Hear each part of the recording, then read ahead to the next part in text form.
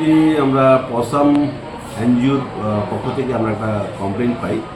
তো কমপ্লেন পাওয়ার পর আমরা প্রিলিমিনারি ইনকোয়ারি ইনিশিয়েট করি। প্রিলিমিনারি ইনকোয়ারিতে আমরা কগনিজেন্স পাই এবং বিভিন্ন সোশ্যাল মাধ্যমে আমরা জানতে পারি, সামাজিক মাধ্যম থেকে আমরা জানতে পারি যে আমাদের ভদ্রায় স্থিত গর্জন টিলা গ্রামের একটি ছেলে, যার ভালো নাম হচ্ছে বিশ্ব পখা জমাতিয়া ওরফে বদর হরি জমাতিয়া, ও নৃশংসভাবে একটি কুকুরকে হত্যা করেছে। এটা ছাড়াও আরও অন্যান্য পশুর সাথেও সে হিংস্র আচরণ করেছে। আমি নিজেও এটা সামাজিক মাধ্যমে দেখতে পাই।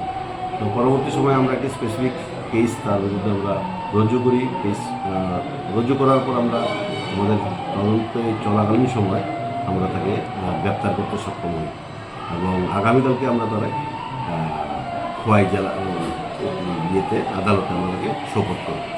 বর্তমানে আমাদের ইনভেস্টিগেশন চলছে।